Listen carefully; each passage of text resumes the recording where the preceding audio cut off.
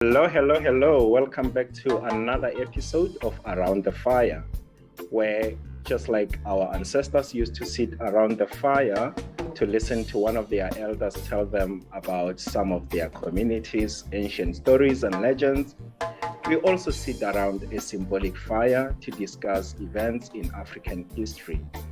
The aim of this podcast is to celebrate the victories of our ancestors, try and emulate their successes, while also avoiding any errors that they may have made in the course of history. This is what they would have asked us to do if we could ask them now and hear their replies. My name is Letsela Mariri. I come from South Africa and history is my baby. But of course, I'm not alone. I'm chilling with my fellow history buffs. Habari yako, Joan? Mzuri sana. My name is Auma Omolo, just a straightforward East African girl. And of course, sometimes I call you small and other people call you Joan. All right. So I am small. I actually like the name Cooper, so we'll change it to Cooper. Asante sana. Habari yako, Professor S? Mzuri sana. I am from the Gulf Coast of the United States. Actually voted by CNN as the most African piece of the United States. I'm the pest who continuously calls them professor, even after they deny and ask me to cease and desist. So to the audience, when you hear me doing this to them, it's a bad habit. I mean no harm. And thank you in advance for sitting through my lectures. Class is now in session. Asante sana. And with that said, habari yenu to you, our listeners. We invite you to sit here with us as we reminisce about those old unforgettable events. All right, Professor S, what are we talking about today? Well, in this episode 7, Professor Auma, aka Small, aka Cooper, is going to speak to us about the collaboration of the Wanga people in her nation. This is really going to be fake professor. Oh.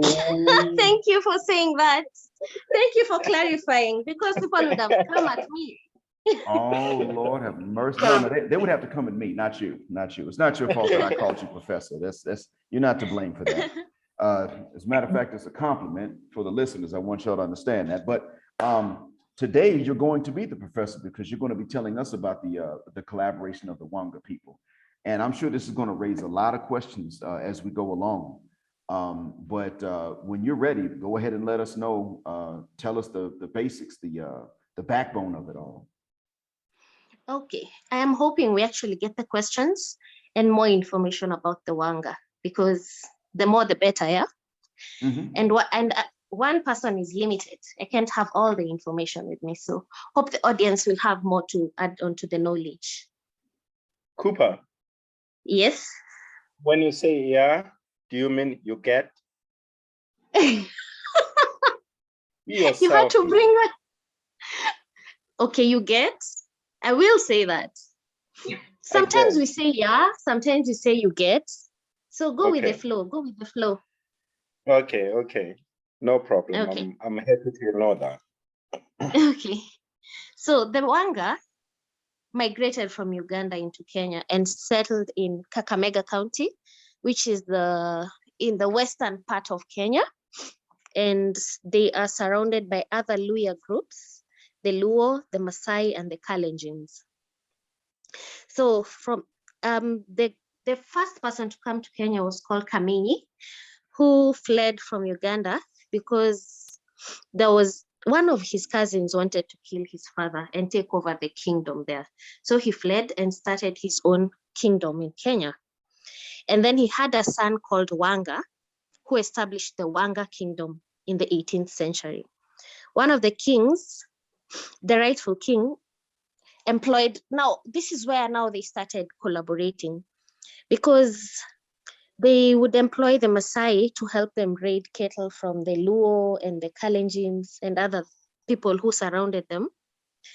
And then the Maasai found out. The Maasai found out, and then they employed the Maasais to help them raid. But then at some point, they were also killing those Maasais in order to expand their territory and their power. So when the Maasai found out, they revolted against the Wanga. Hence, them needing the British people to help them out. When they must, then from there, the king died, and then he had a son who was called Mumia. The next one, the king in Luya is called Nabongo. So you'll hear me say Nabongo a lot, yeah? So Nabongo had another son that was called Mumia. This son is the one who, after the Maasai revolt, he took over from 1841 to 1882. By this time, the British has started getting into the western part of Kenya. And why he agreed to collaborate with the British, it's because, first of all, the Maasais are also working against them. The Luos are working against them. The Kalenjins are working against them. So they needed help from the British. But before that, the kingdom was visited by the Arab and the Swahili slave traders. So their collaboration did not start just with the British. They even collaborated with the Swahili and the Arab traders. And they had they would go and settle in their lands, and then they would help them sell slaves to other countries. Like they would go to other places, take the slaves, and then that was their base area of keeping the slaves. Any questions, students? Yeah, I do. I think the first thing I want to know is, you've given the background, but I'm not sure if the Wanga are a tribe in Kenya today. Are they like one of the tribes? And if they are, how big is the tribe? And are they still found in Uganda as well, and in other countries, maybe around East Africa? And you say they are part of the Luya, right? So can you just clarify? The Luya is a tribe, and it has several sub-tribes. The Wanga is just part of the sub-tribes. It's not because there's so many sub-tribes, I wouldn't say they're so big, but the Luya as a tribe, there are so many of them in Kenya. And if you listen to how the Luyas speak, they have some correlation with the Uganda language. I think it's Baganda or something. They sound like them. Oh, all right. And when you say they collaborated, you don't mean that they were you don't mean cooperating with. You they mean worked with the British in the sense of selling out, right? Selling out other people. Yeah, they were selling off slaves. How they collaborated, they sold slaves to the Swahili and the Arabs. They welcomed the British and allowed them passage into Uganda because the British had to go through them to get to Uganda. So they gave them a place to rest. He also sent warriors to fight alongside the British and against other communities that resisted the British. That's why they're called collaborators. They fought against their own people. Okay. And the slaves that they were selling off, do you know if the slaves came from the Luya tribes as well as the Wanga themselves, or they were taking slaves from other tribes? They were taking slaves from other tribes. So there were Luyas as well, the Bukusu, but not the Wanga. I can tell there were slaves from the Maasai, there were slaves from the Luo, and the other Luya tribes. Oh, so the collaboration started before the British even arrived. Yeah, they started before the British arrived. They started with the Swahili and the Arabs.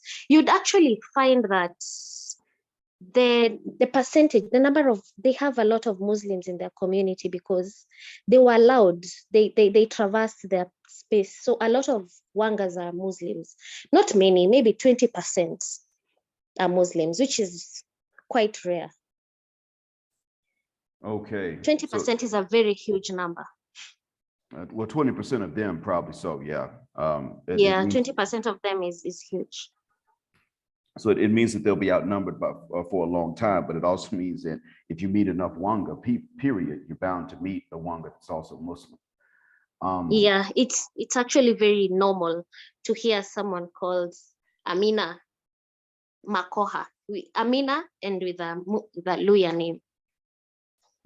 Okay. And how similar is their language to the other Luya people's languages? Since I am not Luya, it is very hard for me to tell. I can't tell the difference when I hear a Luya speak. I have to ask them what tribe they are, but it's very similar actually, very, very similar. Okay, do they understand each other when they talk? Ah, okay, all right. So they're like dialects of a single language. Okay, yes. I see. Okay, then. So the languages are closely enough related to where a speaker of one understands the other.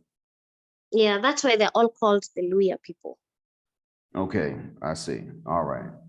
So they're just so you know, the Luya are Bantus.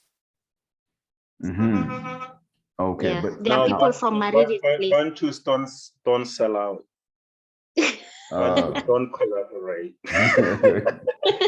Maybe not anymore, but this was all puns intended. This was written in black and white. These guys did. Speaking of which, though, how would they treat it in today's time with so much written evidence of their collaboration? That's the thing, though. At this particular point in time, no one. We are in Kenya. There are a lot of divides. Like we're all divided according to tribe, but they're not treated badly because they collaborated. Okay. That's not it. Right now, we are not looking at the past. We look at the future. In terms of who are you collaborating with now? That's what's important. Okay. All right. Yeah. Okay then. And do they tend to have a similar attitude towards, as a majority, I mean? Do they tend to have a similar attitude towards collaborating today, or do they have a different attitude towards that in today's time? I can't say that for sure, especially now that we are in our campaign season. I don't want people to start throwing stones at me, so I cannot say that for sure. Okay, fair enough. All right then. Yeah.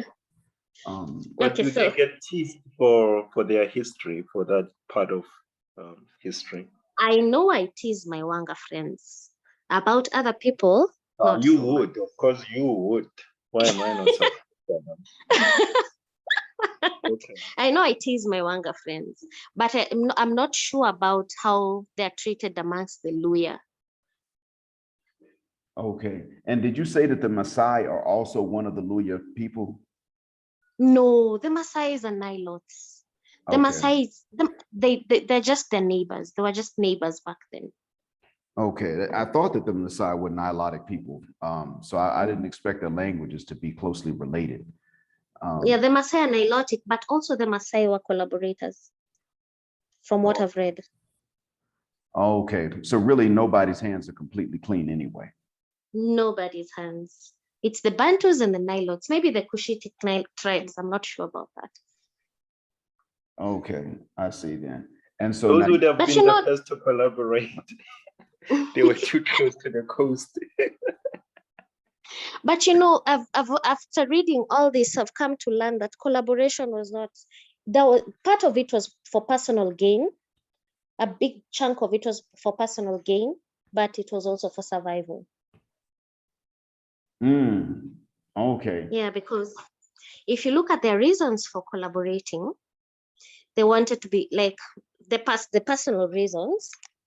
The Nabongo wanted to be made paramount chief. But I don't think he knew that being made paramount chief didn't mean anything really, because that was just it was an empty promise. There's nothing that he gained from being paramount chief. Actually, it just allowed the British into his territory. Okay, and so what would have, as far as you know, what would have been the cost of not collaborating for the Wanga and for any others that may have refused? Oh, you know what they did to resist, of course, death. And then you're fixed into one of the, like into small pieces of land that did not do well. So collaborating, you got more from collaborating than from resisting. I see. Okay. Yeah. So they made sure. So another reason why they collaborated They just want, they got protection against their neighbors, who are the Luos, the Maasais, and the Bukusu, and the Nandis, you know? So you see, this was to protect his people, not him as a person, but his people. Okay. Yeah. And you But said where that did the title Nabonga is the title for a king amongst them. Nabongo is the title for the king. Okay. And did they retain, well, how long did they retain their monarchy? Oh, they're still a king up to now. Oh, okay. Yeah. So they still have Nabongo. They still have a Nabongo. He's called Nabongo Peter Mumia. Okay, got you. All right then. This is quite interesting. So they were able to retain it. Yeah, they were able to retain it. Though there's a king, but it's not like the British monarchy. So he doesn't get anything really for being a king. Yeah. Okay. So he exists, but of course there's no political power. There is no political power whatsoever. Okay, got it. All right. And so who were there? Were there any other really famous collaborators outside of their kings? From what I have been told, this is by word of mouth, that the Wanga, once the king says something, that's what they all did. So from the Wanga, we don't see any resistance, because what the king does, everyone else will do. Yeah. Okay, I see. And so yeah, so I don't know if I missed that, but when he was promised to be the paramount chief, did they make him the paramount chief? Yeah, they made him a paramount chief in 1909, but it's an empty title. There are other paramount chiefs, but it's definitely an empty title. So whatever, being a paramount chief just helped him against, like, to fight off the other people who are gunning for his kingdom. And he got the modern firearms from the British people, and the British people also helped train their army. Yeah. And help them fight off the Luos, the Maasais. But really, it was still under the British rule. They allowed the British into their kingdom, and so they had a lot of British influence. Do you know if the British did remove certain rightful chiefs or kings in certain parts of the country and installed the Paramount chief? Wanga There are stories of that, but I have not looked into it. But yes, they did. They did. Yeah, because that's what used to happen. Because that's what used to happen in most parts of Africa, especially in Southern Africa, and I understand in West Africa as well, is they would, because the legitimate kings, when the colonizers arrived, they resisted. So once the colonizers entrenched themselves, they would actually remove the rightful legitimate kings and replace them with the collaborators, or they would install their puppets in the places where they had been traditional kings. So I was just wondering about that. I think even for this, I think even for this, when Nabongo Mumia was made paramount chief, there are some areas in which they were given, like, because they had to expand their territory, they went up to a place called Naivasha. So if he was ruling against even other Luya communities, it meant he was the paramount chief. Even with the Bukusu, he was still ruling over the Bukusu, though they were resistance. They were resistors, yeah? There was a lot of resistance from them. Yeah. But okay, another thing I wanted to ask is, why did they need protection? It seems like from the very beginning, the Wanga had always needed protection. Why did they need protection from the other tribes? So the Wanga were, the Nabongo was a very cunning human being. They started, like I said, they employed the Maasais to help them raid cattle from their neighbors, yeah? And at the same time, he started to kill the Maasais because he wanted to traverse over their territory. So when the Maasais found out, Maasais joined the other resistors, the other tribes. So of course he would need protection. Number two, this Nabongo, Mumia, to be specific, he had a brother, an older brother. But because, with the dad had many wives, but he was the only son to the youngest wife.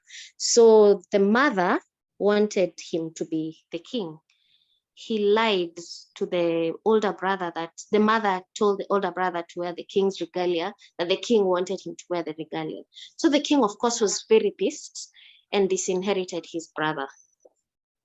His brother, after being disinherited, he went and formed another kingdom. I think it was called the Upper Wanga.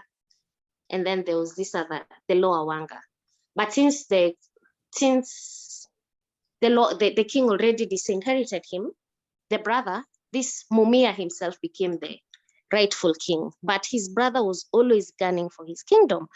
Definitely he needed protection because of how disloyal he was. He always needed protection against the communities around him and his own family. Okay, was this other brother's name Sakwa? No, it is. I wrote it somewhere. I think it starts with. I'm not sure. Let me check. Okay, No, but it was the brother of. I'm sorry. It's not Sakwa. Okay, but this was the brother of Nabongo Mumia II, though. Yeah.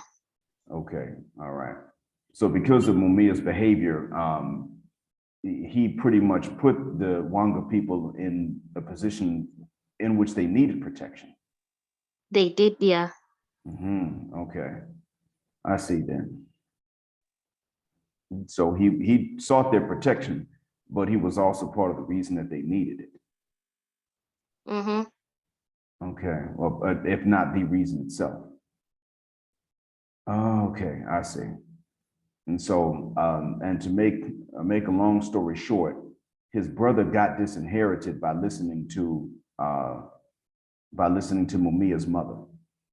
Yes. Okay.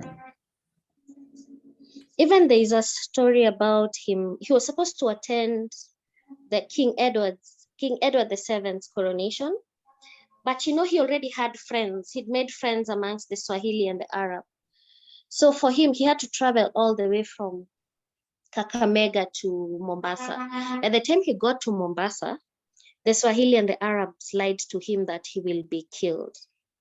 He'll be killed when he got to the British, England.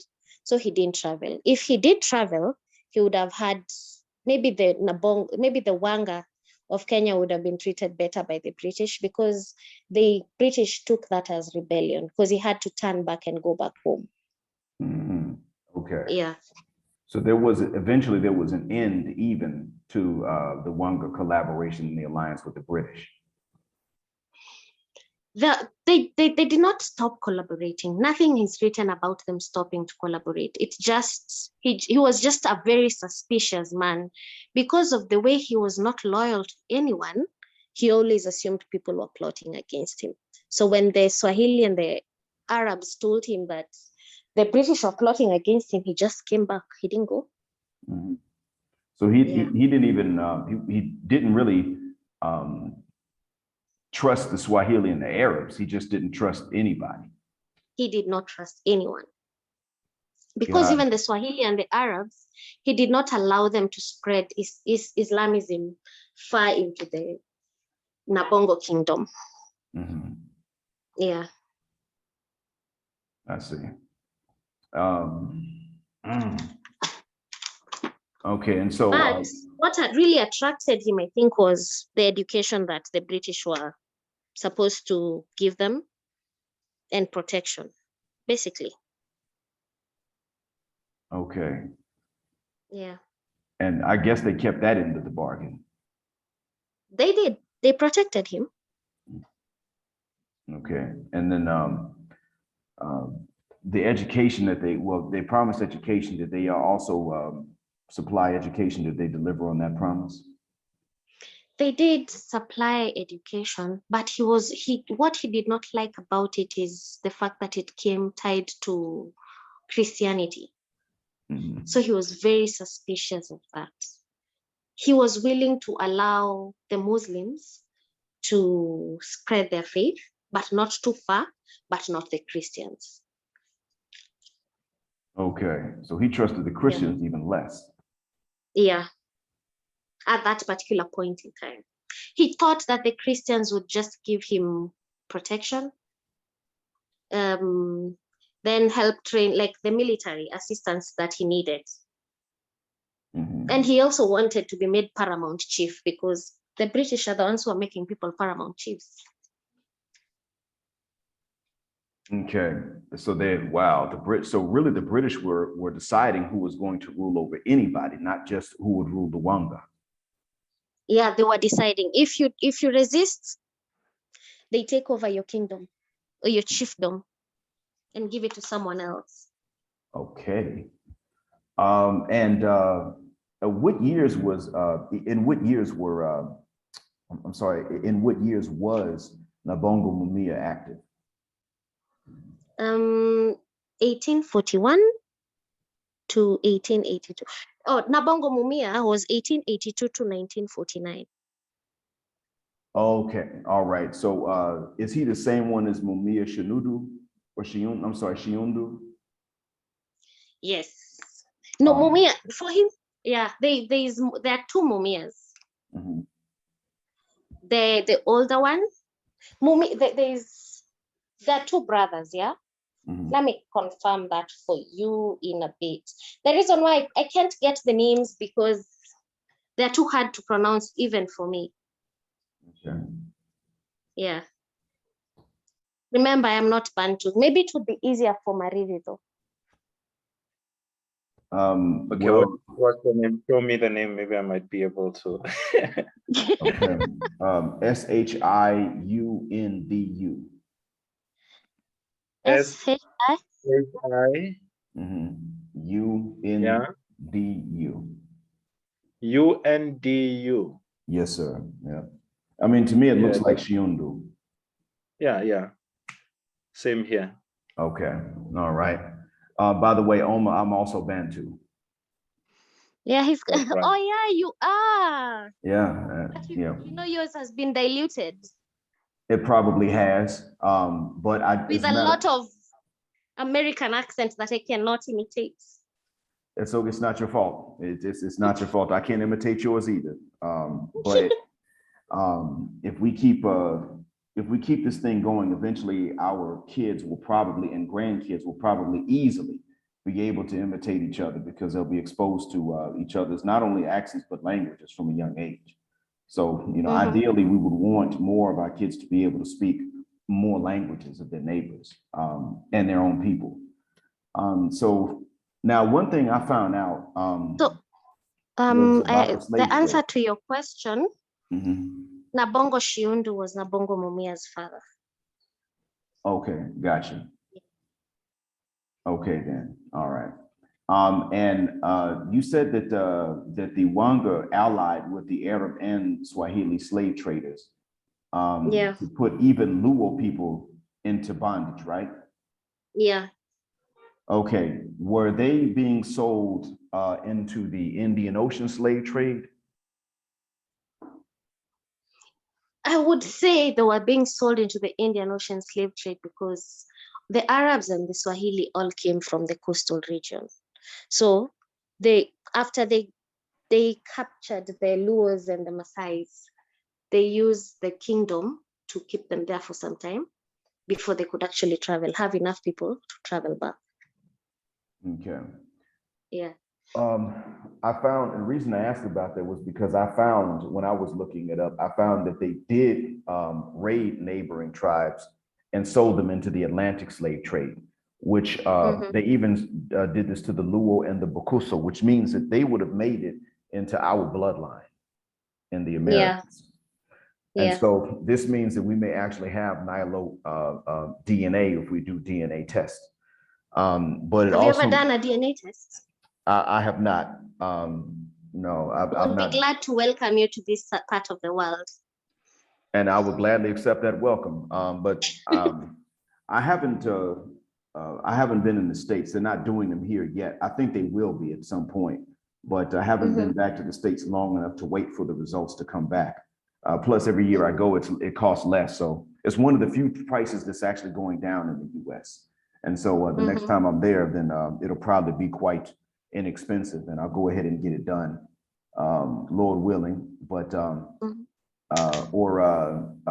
Kapenda Mungu, I'm sorry, Kapenda Mungu, right?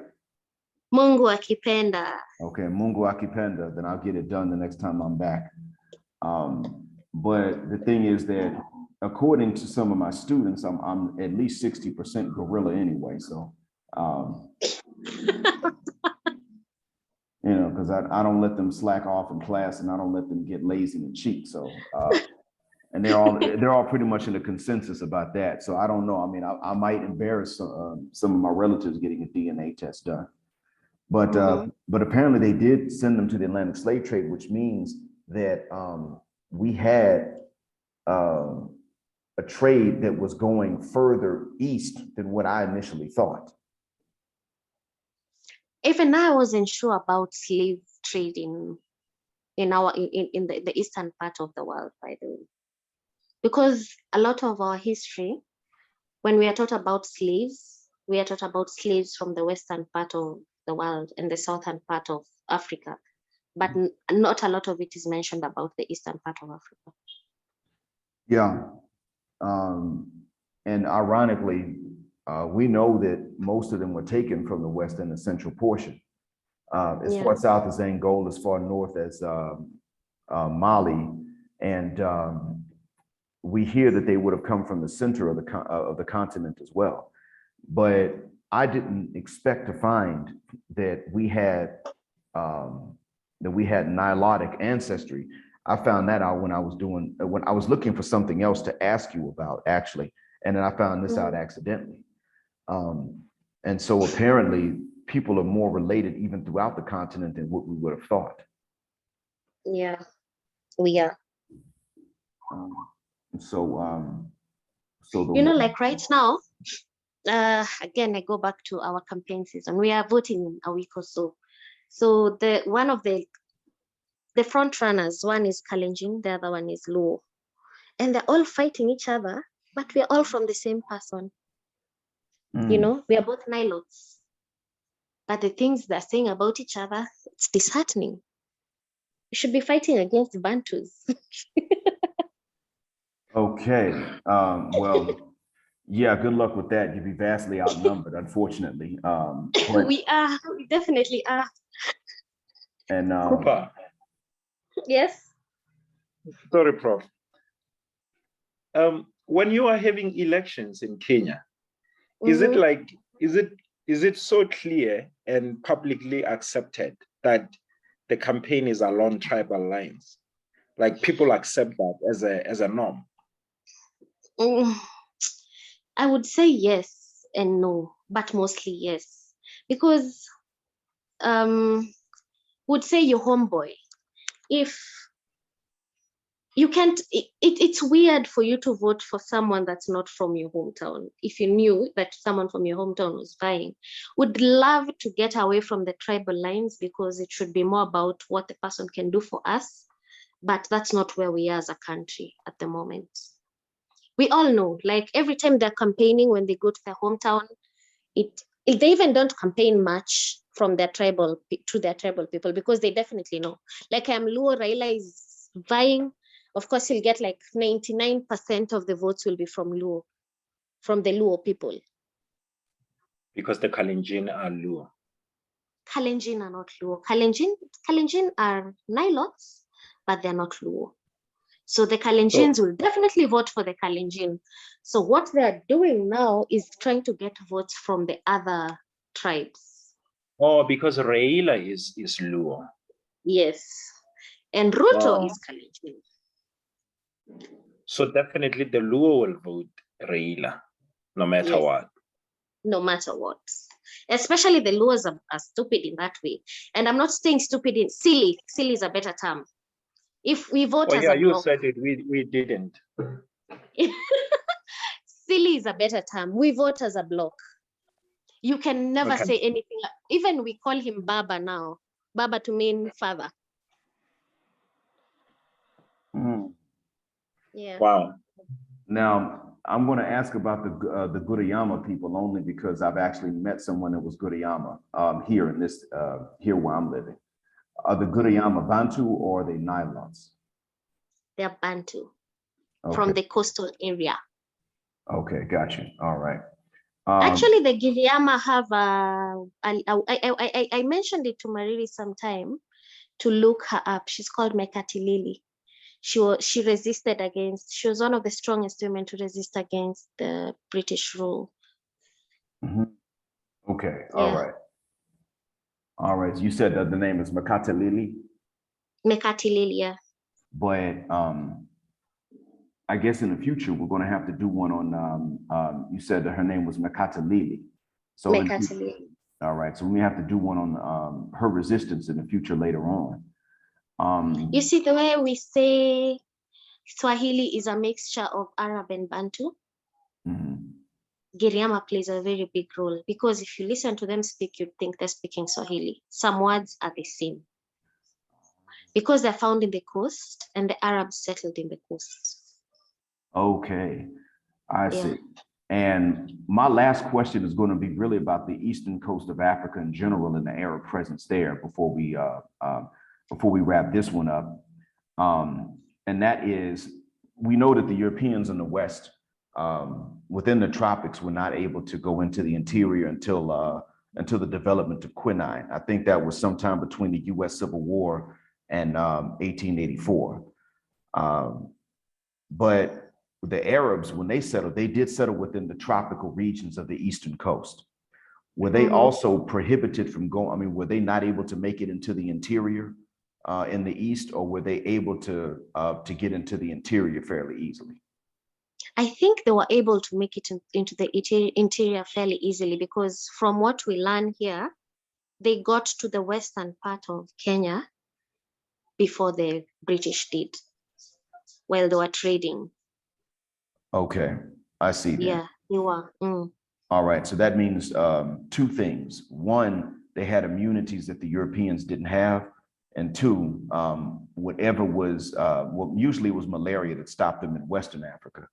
And chances are that malaria would not have been as bad in the eastern coast or in the eastern interior as it was in the West. We know, and I say that because I know that Arabs were able to make it in small numbers into the interior of Western Africa before the Europeans were. But they didn't go in with an army. They couldn't do it, and they couldn't do any raids in Western Africa, contrary to what people think. It actually took Northern Africans to go in and do some raiding. And that was only in the Sahel region where there wasn't that much humidity, and therefore malaria wouldn't spread that easily. So that would have had an influence on the continent. Even to date, the western part of Kenya has a lot of malaria. Like if you go to Kisumu, those sides, the malaria is very prevalent on those sides of in those parts of the world. So probably they were just immune, because even in the coastal part of Kenya, malaria is very prevalent because of large water bodies. Okay, I see. Yeah. So even before they get to the interior, you can get it. Yes, large water bodies. The mosquitoes, they settle where there are large water bodies. Okay. Like the lake, the ocean. And the place has to be very hot too. Gotcha. Okay. On the western coast, they could settle on the coast because there was a constant wind. And it made it difficult for mosquitoes on the coast itself, but you probably didn't have to go very far inland. I don't think you really had to go more than 2 kilometers inland to run the risk of getting malaria, but there the Europeans didn't do so. They really did stay on the coast on the western half or on the western coast of the continent. And I don't know much about the climate. See, when it comes to West Africa, I actually know something about its climate, something about it, not much. because it's really not too different from the climate of the Gulf Coast of the US, except we get 4 seasons some years. But in the East, I don't know much about its climate except for what people tell me. So I'm learning from you now, and this is going to have an influence on Africa's history moving forward. The climate of a particular region will affect what happens in its history and what does not happen. That's my reason for asking. So I think so too. I think so, because even in Kenya, where the British chose to settle, it was they settled in the cooler areas, not the hot areas. mm-hmm. Yeah, like in Nairobi. Nairobi has very beautiful weather all year through. Then you go to Nanyuki. Nanyuki is almost the same, but it's a bit colder. Limuru, same.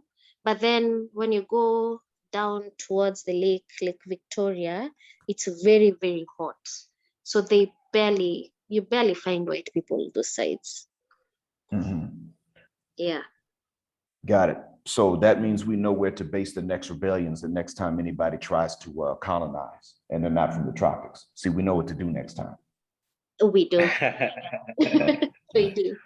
So that being said, I appreciate you, Auma. You've been very informative this week. And do we know who's going to present what the next week? Mariri, please tell us. Yeah, no, okay, so next week I will talk about Capoeira. Professor S knows what that is. It's a type of martial arts that was exported to the Americas, specifically Brazil, through the slaves from specifically Angola. It had been a form of martial arts that was practiced in Africa, in Angola specifically. And when the Angolans were taken as slaves to Brazil, they went to Brazil with it. But what's interesting about it is it became a form of it's a dance and a fighting art, but it became a form of a martial art that the slaves would later use in resistance. That is to fight off the slaves. I'm sorry, the slave owners while they were in Brazil. You will find that it's actually originally an African form of art that, even though the slaves had come from Angola, it had actually been practiced in most parts of the continent. There is evidence that it was taken to Angola from Southern Africa through the San people. Yeah, so that's what I'm going to talk about. Okay. Well, we're looking forward. Sad I might miss out. Say that again, Cooper. I might miss out next week. Oh, shame. Well, I have an idea. You and I we're going to have to use Capoeira to free her from her other engagements and responsibilities so that she can join. Exactly. Yeah. That's what it takes. Yes. That's what it takes. We'll have to assemble to record this in probably near Lake Victoria, where it's really hot, so nobody will have the strength to come chasing after us. Actually, I'll be around the lake then. You're all welcome. You are welcome. Come. Professor S, let's call it Lake Tanganyika. Let's go with what the Tanzanians call it, because the Kenyans are collaborators. They still call it Lake Victoria. It's the Tanzanians, who in this case seem to be the real Africans, they call it Lake Tanganyika. They renamed it. They removed the colonial name. Thank you. Thank you. Yes, even I'm the going to use Luos Lake were called Tanganyika. It's only the Ugandans that have, it's only the Kenyans that have kept the colonial name. What are the Ugandans calling it? Probably something in their language, Lake something, Lake Bunyoro Buganda. Okay. Something in Uganda, probably. Okay, all right. I actually know somebody from Uganda. I'll ask him what they call it. But in the meantime, we'll use Lake Tanganyika. Yes. Okay. We take it away from the Kenyans. They have got no. Or we can name it Lake Kavirondo. Lake who? Kavirondo. because it's the Luos who settled around the lake, and we were Of course called you're the gonna give it Cameroon. to the Luos. Of course you're gonna Yes. give it to them. It is our lake. We may as well give They're it, the give it to fishermen. the Cameroon. We'll give it to whoever wins the election this time. We are winning this time. We Okay. are So if winning. the government goes back to the Kikuyu, it becomes Lake Kikuyu. Kikuyus are not vying. That's why we are sure we are winning. Oh, are they not? Uhuru No, is they're not not. running again? No, he's done his 2 terms. He's done. He's going home. Oh, okay. Okay, Yeah. so who's going toe to toe with Ruto. Ruto okay, was Uhuru's deputy. Yeah, but Raila is the one with the most pedigree this time, right? Yeah, because even Uhuru is supporting Raila. Oh, okay. Yeah, he Yeah. deserves it. He deserves a He chance. does. He Give that does. guy some- Yeah. We are so tired of being of always being in the opposition. We're so excited. Professor, yes, this is, you know what? South African politics are not any better, but the way you guys don't find this campaigning along tribal lines any cringeworthy is wow, my goodness. We have our own problems. Oh, no. When we hear about campaigning along tribal lines, we pretty much tend to say, could y'all hear that? Yeah, we could. Okay, yeah, that's generally our response. Professor S sounds so bored. We can continue with this conversation when he's not in the chat. Yeah, I'm about to go as well. No, we just wrap this up. That's all. And I'm looking forward to the next weekend, and I'm plotting on how we're going to get you, extract you out of your other obligations. That's all. Saturday, I'm so sure Saturday is not possible. Maybe I can tell you if Sunday will be possible, but you know, the village is just the village. There are always people around. And my mother is a chief. So there's always people in our home. Oh, wow. Okay. That's nice. Well, That's nice.